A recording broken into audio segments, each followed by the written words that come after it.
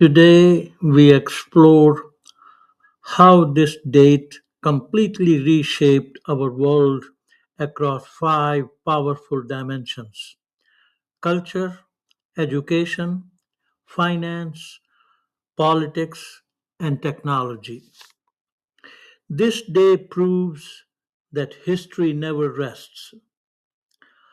Let's dive into the fascinating interconnected events of this date that continue to influence how we live, think, and innovate today. So, without much further ado, let's go.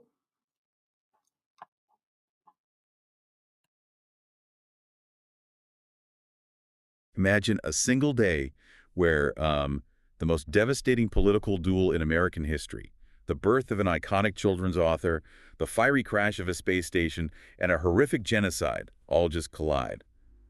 Welcome.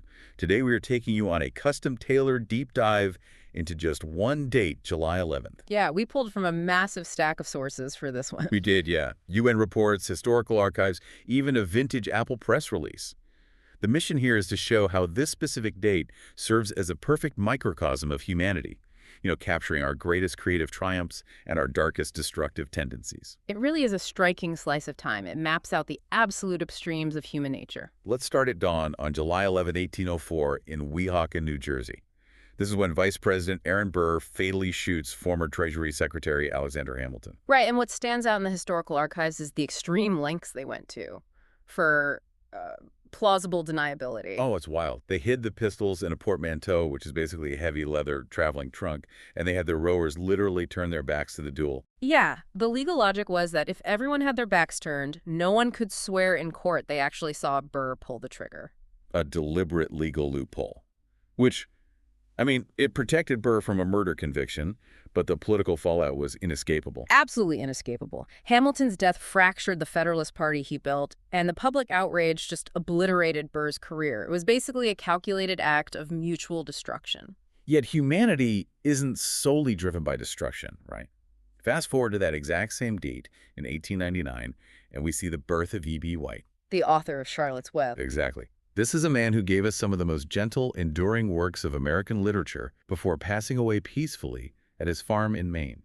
So that violent political collapse shares the calendar with the quiet beginnings of this immense creative legacy. And that tension between building things up and letting them fall apart, it extends perfectly into how we manage our technology. Oh, for sure. On July 11, 1979, America's first space station, Skylab, crashed back to Earth. Scattering debris across the Indian Ocean and Australia, because funding had just dried up. Right, leaving this massive orbital laboratory completely abandoned to atmospheric drag. Then, exactly 29 years later, July 11, 2008, Apple launches the iPhone 3G for $199. Promising internet twice as fast at half the price, alongside the brand new App Store. Well, wait, I have to challenge the idea that this is a real technological triumph compared to Skylab. Skylab was a 70 million mile habitat aiming to expand our understanding of the cosmos. And the iPhone. The iPhone arguably just monetized our attention spans. Did we really advance, or did we just trade genuine scientific ambition for a cloud-connected distraction machine? Well, that is the core debate. The shift from Skylab to the iPhone represents a massive reallocation of human priority. Moving away from macro engineering. Exactly. Away from state-sponsored collective projects toward consumer-driven miniaturization. The tech became exponentially more sophisticated, but the focus turned inward. We stopped looking up at the stars and started looking down at our screens. Yeah, we really did. And that inward focus, our hyperconnectivity, forces us to look at how we treat each other on a global scale. July 11th is World Population Day, an initiative established because the global population crossed 5 billion on this day in 1987. With a mandate to focus global attention on human rights, poverty, and family planning. A day fundamentally dedicated to protecting human life.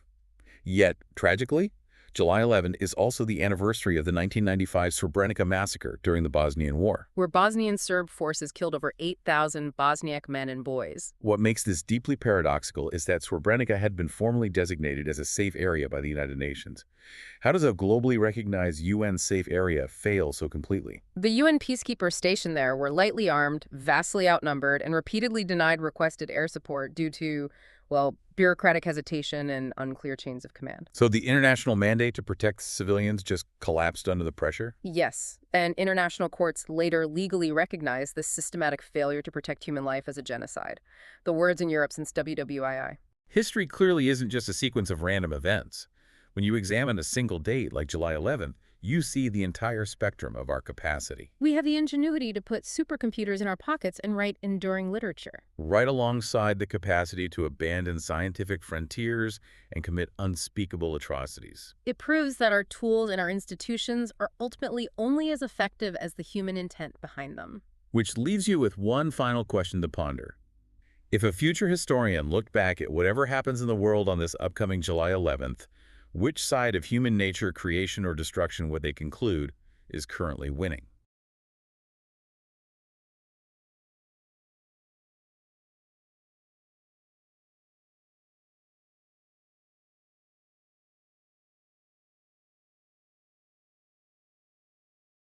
Hi viewers, family and friends.